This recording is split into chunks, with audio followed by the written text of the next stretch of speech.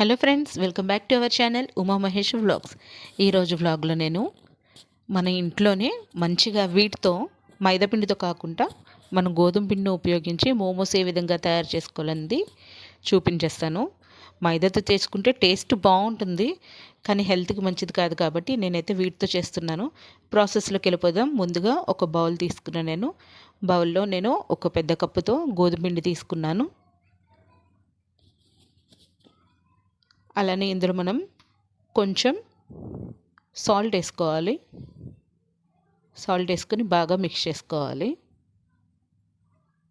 దీంట్లోకి మనము కొంచెం పాలు వేసుకొని మిక్స్ చేస్తే సాఫ్ట్గా వస్తుంది అనమాట. అందుకని నేను ఒక హాఫ్ గ్లాసు పాలను యాడ్ చేసుకున్నాను.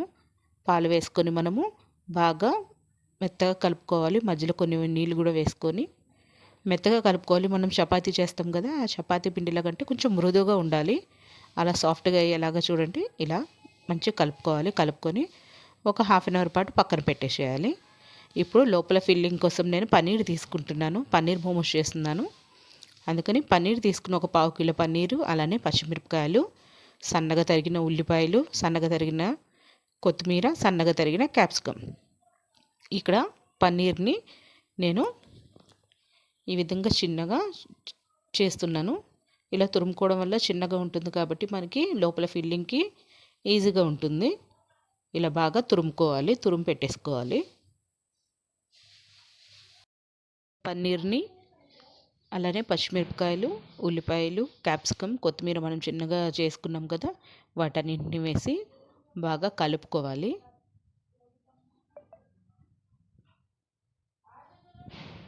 ఇలా వీటన్నింటినీ నేను ఒక బౌల్లో తీసుకున్నాను. ఇప్పుడు ఇందులో సరిపడా ఉప్పు వేసుకోవాలి. అలానే హర్బ్స్ అండి, ఇది మిక్స్డ్ హర్బ్స్, వీటిని కూడా యాడ్ చేసుకోవాలి. అలానే చిల్లీ ఫ్లేక్స్ని కూడా కొంచెం యాడ్ చేసుకోవాలి. నేను కారంకు బదులుగా చిల్లీ ఫ్లేక్స్ వాడుతున్నాను. దీనివల్ల టేస్ట్ బాగుంటుంది. పచ్చిమిరపకాయలు, చిల్లీ ఫ్లేక్స్ తీసుకున్నాను. అలానే కొంచెం గరం మసాలా పౌడర్, ఇది ఇంట్లో చేసుకున్న గరం మసాలా పౌడర్ అండి. ఇప్పుడు ఈ మిశ్రమాన్ని మొత్తం బాగా మనం కలుపుకోవాలి. ఇదే ప్లేస్లో మీరు చికెన్ తీసుకొని చికెన్ కీమాగా చేసుకొని దాంట్లో సేమ్ ఉల్లిపాయలు, పచ్చిమిరపకాయలు, క్యాప్సికమ్ యాడ్ చేసుకొని ఇవే మసాలాలు వేసుకుంటే నాన్ వెజ్ మోమో కూడా అయిపోతుంది. పన్నీర్ ప్లేస్లో ఖాళీ చికెన్ యాడ్ చేసుకోవాలి. ఇప్పుడు ఇలా పెద్ద పెద్ద ముద్దలుగా తీసుకున్నాను నేను. తీసుకొని ఇలా చపాతీలాగా ఒత్తుకోవాలి. కొంచెం పెద్ద ముద్దలు తీసుకుంటే మనము ఒకటేసారి ఒక 4-5 చేసుకోవచ్చు, ఈజీగా అయిపోద్ది మనకి. చూడండి, ఈ విధంగా పల్చగా బాగా ఒత్తుకోవాలి. ఇప్పుడు దీన్ని మనం చిన్న చిన్న ముక్కలు కట్ చేసుకోవడానికి నేను ఒక బౌల్ తీసుకున్నాను. ఆ బౌల్తో ఇలా రౌండ్ షేప్లో చిన్న చిన్న చపాతీలా చేసుకోవాలి. చూడండి, ఈ విధంగా చిన్నగా తయారైనాయి కదా, వీటన్నిటిని తీసి పక్కన పెట్టుకోవాలి. ఇలాగే నేను మొత్తం పిండి మిశ్రమాన్ని మొత్తం ఇలా రొట్టెలు చేసి పక్కన పెట్టుకున్నాను. ఇప్పుడు దీంట్లో మనం ఫిల్లింగ్ పెట్టుకుందాం. ఫిల్లింగ్ పెట్టుకొని ఏ విధంగా ఫోల్డ్ చేయాలని కూడా చూపిస్తాను. ఇందులో నేను 3 వెరైటీస్ ఫోల్డ్ చేశాను. ఇది ఒక వెరైటీ అండి. చూడండి, ఇలా 2 అంచుల్ని తీసుకొని ఒకదాని తర్వాత ఒకటి ఇట్లా ఫోల్డ్ చేసుకుంటూ చేసుకోవాలి. ఇది సింపుల్ మెథడ్, ఎవరైనా చేసుకోవచ్చు. ఇంకొక మెథడ్లో కొంచెం టఫ్గా ఉంటుంది, కానీ ట్రై చేస్తే వచ్చేస్తుంది. 1-2 సార్లు రాదు, తర్వాత వస్తుంది. చూడండి, ఈ చివర ఆ చివర 2 వైపులా ఫోల్డ్ చేసుకోవాలి. ఫోల్డ్ చేసుకున్న తర్వాత పుష్ చేసుకుంటూ 2 వైపుల నుంచి ఇలా ముందుకి పుష్ చేసుకుంటూ మనం చేసుకోవాలి. ఇది ఇంకొక మెథడ్. ఇంకా ఫైనల్గా లాస్ట్గా సింపుల్గా చేసుకునే మెథడ్ ఒకటి చూపిస్తాను. ఇదైతే అందరూ ట్రై చేయొచ్చు.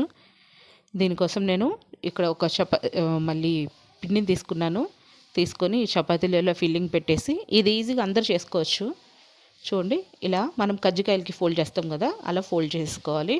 ఫోల్డ్ చేసి ఒక ఫోర్క్ తీసుకొని ఫోర్క్తో చివర్లు ఈ విధంగా చేసుకోవాలి.